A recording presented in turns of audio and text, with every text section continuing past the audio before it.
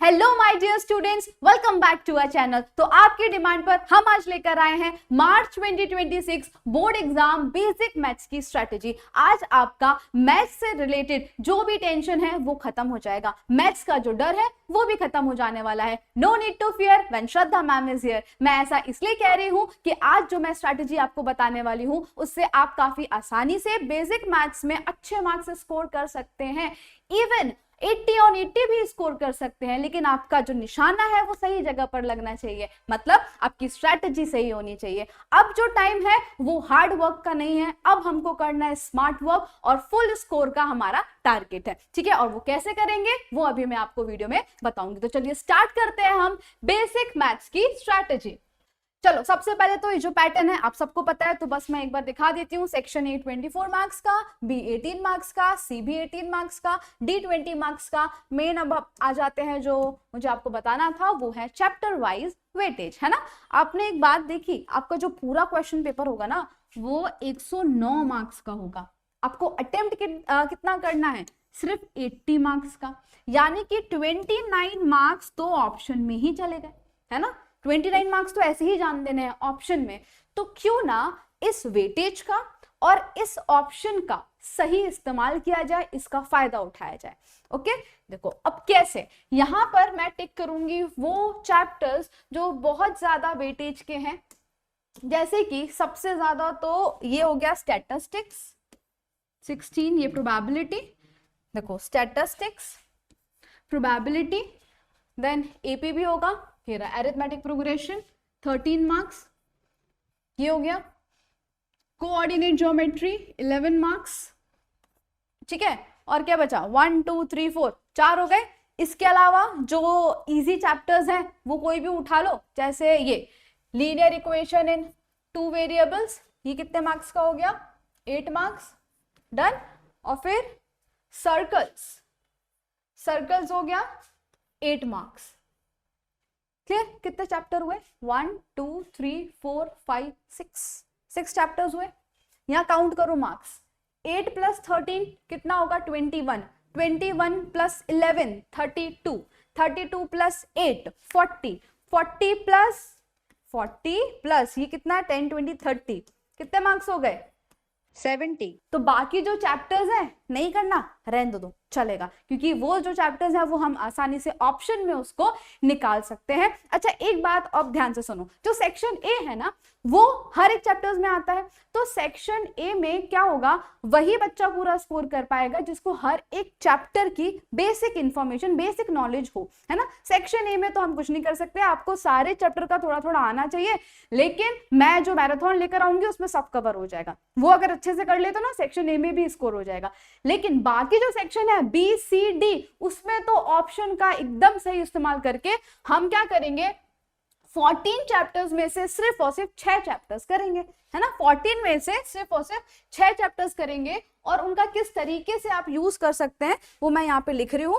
देखो सबसे पहले हम बात करेंगे सेक्शन बी की।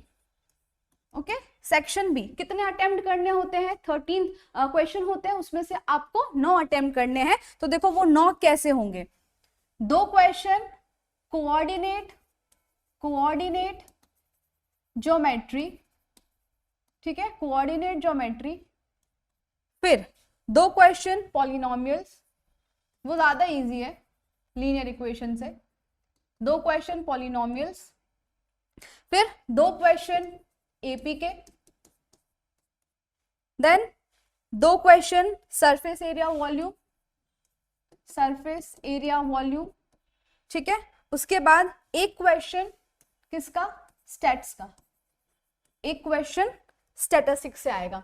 1 2 3 4 5 6 7 8 और 1 9, कितने हो गए, 9 क्वेश्चन हो गए। ये जो पैटर्न है ये पिछले 2 साल से यही फॉलो हो रहा है, ठीक है। 2-3 साल से पैटर्न में चेंज नहीं हुआ है कि कोऑर्डिनेट ज्योमेट्री के 2, पॉलिनोमियल के 2, इस तरीके से 2-2 आते हैं। तो हमने क्या किया, यहाँ पर जो ट्रिग्नोमेट्री जैसे चैप्टर्स हैं उनको पूरा स्किप मार दिया, है ना। अच्छा ट्राइंगल चैप्टर, ट्राइंगल्स आपको पता है कि सेक्शन डी में एक थ्योरम आती है, वो भी बीपीटी या कॉन्वर्स ऑफ बीपीटी, तो दोनों तो आपने याद ही होगी, इतने पेपर सॉल्व किए हैं। तो उसमें वो पूरे चैप्टर में आपको क्वेश्चंस करने की जरूरत नहीं है, सिर्फ वो दोनों जो थ्योरम्स है ना वो अच्छे से कर लेना। तो देखो सेक्शन बी में हमको अटेंड करने होते हैं 9 क्वेश्चन। इस तरीके से हमने कर लिए 9 क्वेश्चन अटेम्प्ट। अब यहाँ पॉलिनोमियल और सरफेस एरिया वॉल्यूम, जिसका जो चैप्टर अच्छा हो वो चूज कर सकता है, जैसे कि ये हटा दो। ओके, यहाँ पे सरफेस एरिया वॉल्यूम कहां पर है, ये रहा। ये इजी इसलिए है क्योंकि ना आपको फॉर्मूलेज ही याद करने हैं, और इसके जो फॉर्मूले है ये मैच द फॉलोइंग में भी पूछ लिया जाता है ना, तो उधर पर भी हो जाएगा। तो सरफेस एरिया एंड वॉल्यूम ये ले लो। फिर इसके अलावा क्या ऐड किया है, पॉलिनोमियल्स। पॉलिनोमियल्स कितने मार्क्स का है, 6 मार्क्स का है। ठीक है, पॉलिनोमियल्स 6 मार्क्स का है। ओके, जो कि इजी है। तो इस तरीके से सेक्शन बी। अब देखो सेक्शन सी की बात करें, सेक्शन सी की अगर हम बात करें तो उसमें हो जाएगा 2 क्वेश्चन कोऑर्डिनेट ज्योमेट्री से, कोऑर्डिनेट ज्योमेट्री से। अच्छा, 2 क्वेश्चन यहां से लीनियर इक्वेशन इन 2 वेरिएबल से भी आते हैं। जिसको जो पसंद हो, जिसको जो चैप्टर अच्छा लगता हो, जैसे यहाँ लीनियर इक्वेशन स्लैश कर देती हूँ, लीनियर इक्वेशन पर कोऑर्डिनेट ज्योमेट्री मैंने इसलिए लिखा क्योंकि इसका क्वेश्चन यहाँ पे भी आता है, तो वो सब कवर हो जाएगा अगर कोऑर्डिनेट ज्योमेट्री कर लेते हो तो, है ना। और इजी भी है वैसे, 2-3 फॉर्मूले हैं, मिड पॉइंट फॉर्मूला हो गया, डिस्टेंस वाला हो गया, इस तरीके से कोऑर्डिनेट ज्योमेट्री हो गया।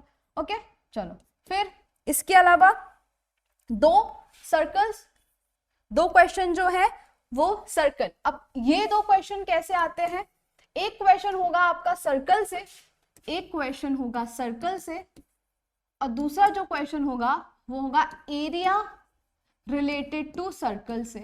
ठीक है, area related to circle. Then एक क्वेश्चन स्टैट्स का हो गया, एक क्वेश्चन स्टैट्स का जो कि करना ही है पहले से। फिर एक प्रोबेबिलिटी का हो गया, एक प्रोबेबिलिटी ये भी करना है, इजी है। और एक क्वेश्चन एपी का भी आता है, ये भी हो गया। 3 चैप्टर तो मैंने पहले ही से बोले थे, एपी, प्रोबेबिलिटी और स्टैटिस्टिक्स, ये तो करना ही है। चलो अब जरा काउंट करो, 1 2 3 4 5 6 7। ये एरिया रिलेटेड टू सर्कल मैंने क्यों लिखा, क्योंकि इसमें ना एक तो माइनर आर्क का फॉर्मूला हो गया, ठीक है, फिर माइनर सेक्टर, मेजर सेक्टर, बस इसके अलावा कुछ है नहीं। तो सेक्शन सी में अगर एरिया रिलेटेड सर्कल आपके फॉर्मूलेज ही अगर याद हो ना, तो भी आप ये अटेंड कर सकते हो। और ये जो है सर्कल्स, इसमें आती है थ्योरम, इसमें क्या आती है, थ्योरम्स। अगर आप चाहो तो मुझे कमेंट में बता दो, मैं जितने इंपॉर्टेंट थ्योरम्स हैं सेक्शन सी के अंदर, उन सब का भी एक वीडियो आपके लिए ला सकती हूँ। क्योंकि सेक्शन डी में तो दो ही थ्योरम है, लेकिन सेक्शन सी में इधर पर कुछ 5-6 थ्योरम्स हैं। ठीक है, उसके अलावा नहीं आने वाला, उसी में से ही आएगा, वो भी फिक्स है ना। तो अगर आप चाहो तो मैं उसका भी वीडियो ला सकती हूँ, तो आप कमेंट में मुझे बताना। तो इधर पर हमारे पास क्वेश्चन है 7, ठीक है, 7 क्वेश्चन है हमारे पास, पर अपने को अटेंड कितने करना है, सिर्फ और सिर्फ 6। तो जो भी क्वेश्चन आपको हार्ड लगता है वो आप स्किप कर सकते हैं, जैसे कि थ्योरम नहीं आ रही हटा दो, अगर थ्योरम आती है तो ये सम हटा दो। ठीक है, तो ये हो गया। ओके, अब सेक्शन डी की बात करें। सेक्शन डी, सेक्शन डी में एक तो थ्योरम है, वो अभी तक तो लर्न हो ही गई होगी, इतने पेपर सॉल्व किए हैं, 2 ही थ्योरम है, बीपीटी, कॉन्वर्स ऑफ बीपीटी, बस यही आता रहता है, तो वो थ्योरम होगी। सिर्फ मैं थ्योरम ही लिख रही हूँ। ठीक है, चलो ये एक हो गई थ्योरम। फिर उसके बाद नीचे लिखने हैं मार्क्स, एक सेकेंड। एक हो गया हमारा थ्योरम। सेक्शन डी में हमको कितने आंसर्स अटेंड करने हैं, 5 करने हैं ना, 5 4 20 मार्क्स का सेक्शन है। फिर यहां 2 क्वेश्चन आएंगे स्टैट्स के, और 2 क्वेश्चन आएंगे प्रोबेबिलिटी के। ठीक है, 2 क्वेश्चन आएंगे प्रोबेबिलिटी, और एक क्वेश्चन जो होगा वो एपी का भी होगा।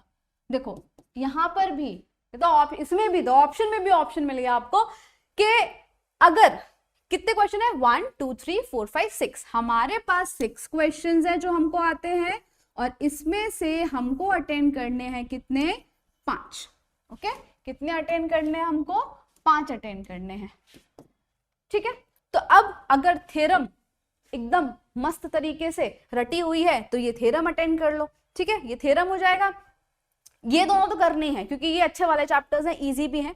और एक एपी का क्वेश्चन है, एपी का क्वेश्चन नहीं आ रहा तो थ्योरम कर लो, थ्योरम नहीं आ रही तो एपी का क्वेश्चन कर लो। घूम फिर के इतने में हमारा पूरा पूरा कवर हो रहा है सेक्शन बी सी डी। अच्छा, अब सेक्शन बी होता कितने मार्क्स का है, तो 9 2 ज़ा 18, फिर यहाँ पे 6 है ना, तो 6 3 ज़ा 18, और यहाँ 5 तो 5 4 ज़ा 20। जरा इसका टोटल करो, 8 + 8 होता है 16, 2 3 4 और 5, कितने मार्क्स हो गए, 56 मार्क्स। यानी कि कितने चैप्टर्स आपने किए, कोऑर्डिनेट ज्योमेट्री, पॉलिनोमियल, एपी, ठीक है, यहां लिखती जाओ, लिख लेते हैं यहां पर तो समझ में भी आएगा कौन कौन से चैप्टर्स की बात हुई है। देखो, सबसे पहले ये कोऑर्डिनेट ज्योमेट्री हो गया, ठीक है, कोऑर्डिनेट ज्योमेट्री। फिर पॉलिनोमियल अपने ने किया, पॉलिनोमियल्स कर लिया। ये एपी, स्टैटिस्टिक्स, फिफ्थ प्रोबेबिलिटी, ठीक है, प्रोबेबिलिटी। उसके अलावा क्या लिया हमने, सर्कल्स।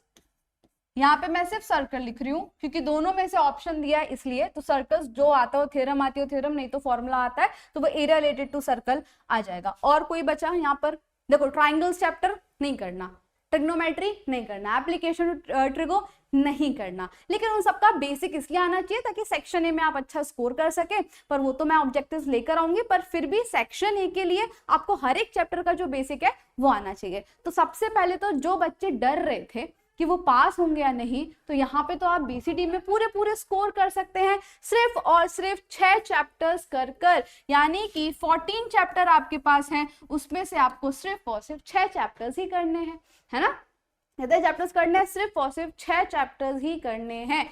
उसमें से अगर आप मुझे कहेंगे तो मैं इसकी थ्योरम्स लेकर आ सकती हूँ।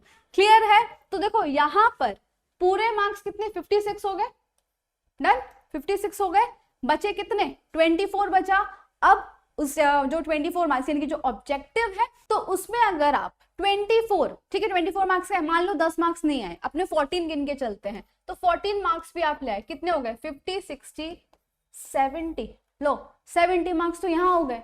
यानी कि आप देख रहे हो कि जिसको 80 और 80 स्कोर करना है वो बहुत आसानी से स्कोर कर सकता है, और जो ये सोच रहा है कि वो पास कैसे होगा, तो ऐसा तो है ही नहीं। अगर पास वाले बच्चे अभी भी उनको डर है तो क्या करो, कुछ भी मत करो, सिर्फ 3 चैप्टर्स कर लो। कौन कौन से, स्टैटिस्टिक्स, प्रोबेबिलिटी और एपी, दैट्स इट, और आपको कुछ नहीं करना, ठीक है, सिर्फ 3 चैप्टर करो। बाकी का थोड़ा थोड़ा आता होगा, नहीं आता होगा तो भी चलेगा। ये 3 चैप्टर्स का जरा वेटेज देखो, यहाँ पर स्टैटिस्टिक्स, प्रोबेबिलिटी 10 20, ये 30 हो गया, और एपी का है ये रहा 30 40 और 343।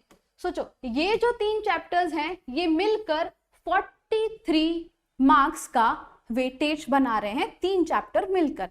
तो ये 43 और 24 में से मान लो आपके 4-5 भी सही हैं, ओके, 5 मान लो यहाँ पर, तो कितने हो गए, 48। लो 48 मार्क्स तो आसानी से आ रहे हैं। किस चीज का डर है आपको, तो करना क्या है, अगर एकदम में ये सिचुएशन है कि पास होंगे कि नहीं ये हालत है, तो आप सिर्फ ना सिर्फ अभी क्या करो, 3 चैप्टर पे अच्छे से फोकस कर लो, एपी, स्टैटिस्टिक्स और प्रोबेबिलिटी, है ना। अगर ये सारे क्वेश्चंस आपने कर लिए, पास तो गारंटीड है। और जो मैराथन लेकर आऊंगी उसमें अच्छे से अटेंड करना। मैथ्स में कैसा है कि आप जितनी प्रैक्टिस करेंगे उतनी ही मैथ्स आपकी अच्छी होगी, there is no other way. Maths में प्रैक्टिस ही मांगता है वो, ओके। जितने क्वेश्चन, एक और गलती जो बच्चे करते हैं वो क्या है कि जैसे उन्होंने क्वेश्चन सॉल्व कर लिया, फिर कभी बाद में जब उनको वो क्वेश्चन दिखा ना जिसमें वो नंबर्स चेंज हो गए, तो वो क्या करेंगे, हाँ ये किया था, तो वो ओरली कर रहे हैं, पहले ये लगाएंगे फॉर्मूला फिर वैल्यू रखेंगे, ऐसे करके आंसर आ जाएगा। नहीं, ऐसा नहीं करना है, ओरली मैथ सॉल्व नहीं होती, ओके। अगर आपको कोई पेपर आया, प्रैक्टिस पेपर आया, तो आपने देखा ये आता है, ये आता है, ये ऐसे होगा, ये ऐसे होगा, ऐसे मैथ्स होते ही नहीं है। पहली बात तो पेन नोटबुक लेकर बैठो, उसको सॉल्व करो, जब तक आंसर नहीं आ जाता तब तक आपको करते ही रहना है, ओके। और इंपॉर्टेंट क्या है, हर एक क्वेश्चन में, कोई भी क्वेश्चन हो, अगर फॉर्मूला है तो फॉर्मूला लिखना कंपलसरी है, फॉर्मूला के मार्क्स होते हैं, है ना। और स्टेप्स भी जरूरी है। मान लो आपका आंसर गलत भी आ गया लेकिन स्टेप्स आपने दिल से लिखे थे तो उसके मार्क्स आपको मिलेंगे, है ना। स्टेप्स लिखना है, फॉर्मूला लिखना है और बढ़िया तरीके से अपने आंसर को प्रेजेंट करना है। प्रेजेंटेशन की बात करें तो थ्योरम में बहुत इंपॉर्टेंट है, और जो 4-4 मार्क्स के क्वेश्चन है उसमें आप एक लास्ट लाइन भी लिख दिया करो कि ये इस तरीके से हमारा आंसर ये आया है, ठीक है। कोई भी यहाँ पे हमने चैप्टर छोड़ा है क्या, ऐसे भी, ओके, तो यहाँ पे लिख लो ये सरफेस एरिया वॉल्यूम का क्वेश्चन। ओके, अभी भी 6 ही मानो, क्योंकि ये तो थ्योरम वाला हो गया ना, ये थ्योरम वाला हो गया, जो कि आप स्किप कर सकते हैं, इन दोनों में से कोई एक ऑप्शन।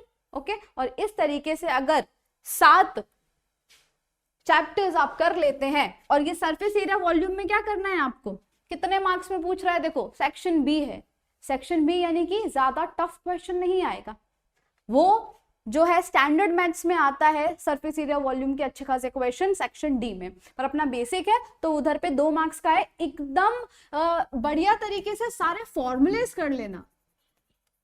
अगर आप हमारे ऐप को डाउनलोड करेंगे तो वहां फ्री मटेरियल में आपको फॉर्मूला की पीडीएफ भी मिल जाएगी, तो वहां से पूरे फॉर्मूलाज जो है सरफेस एरिया के वॉल्यूम के वो एकदम रट लेना, उसी से कहीं ना कहीं 2 मार्क्स का कोई एक क्वेश्चन यहाँ पर आ जाएगा।